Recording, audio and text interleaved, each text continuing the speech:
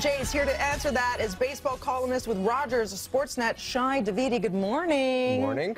Where do we begin? Well, things started off so nice early on in the season. We almost tasted the World Series victory yet again. We felt we were on fire. We were on fire. Yeah. Was it fluke or was it momentum? What happened? Well, at this point, it really seems like it was the outlier if you balance it against the rest of the season. But they had a spectacular month of May into June. That stretch really catapulted them into contention for the first time. There was a sense that the Blue Jays were guaranteed almost a shot into the postseason, but that faded. There were some injuries. There was some adversity that they came up with, and they weren't able to respond to it. I read your column on Sportsnet.ca yesterday. Right. And you said depth was a problem. When those injuries, because it's a long season. Sure. And people are going to go down. 162 games, someone's going to get injured. Right.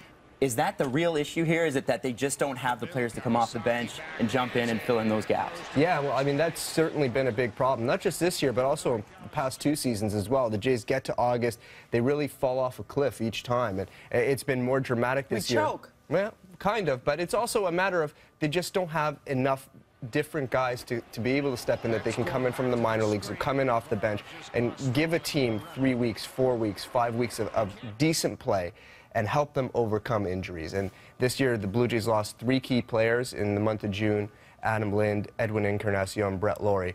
And that really, in a lot of ways, triggered the downfall of this club. They were the superstar players and the aces who were consistent. Is it true we're on track to have the worst August record in Jays history? Yeah, it's been incredibly bleak. It's been a 7-16 month at the worst possible time. The Blue Jays were holding a playoff spot at the start of the month, but they weren't able to make some moves at the trade deadline, and the game started counting, and we're in a down they went. Is that what hurt them, though? Do you think that they failed themselves in not being as aggressive at the trade deadline as they could have been? Well, I mean, that certainly hurt, because a lot of the players were hoping for some sort of addition. You look for that mental boost, right? You're looking for the extra tools into your toolkit. It didn't come, and the Blue Jays were still waiting for Encarnacion, Lind, and Laurie to get back at that point. And, you know, expecting them to come back and be able to hit the ground running and just take over games and take over a stretch and carry the team might have been a little bit too much to ask. So what's your take on tonight's game, Jeter?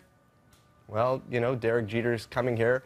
And it's his farewell tour, and everyone's got a lot of fond memories of him. He's just been one of the classiest players of the past decade and a half. And what's his legacy? What do you think his legacy is? Well, I mean, you know, all those championships in New York, I think that's where it is. I mean, the other thing to me that sticks out about Derek Jeter is he plays in the most intense media market. And he's a guy who's always been able to do the right thing, say the right thing, keep his nose clean, which in New York is an accomplishment. and that to me is impressive, because when you're a Yankee and you're the face of that franchise, you carry yourself in that fashion. The spotlight is constantly on you. You're a good role model. And to avoid any of those missteps, yeah, I mean, to me, is really remarkable. We only have time for one more question. You go for it, Adam. Well, no, I just wanted to add that Derek Jeter's been around so long, he was on Seinfeld.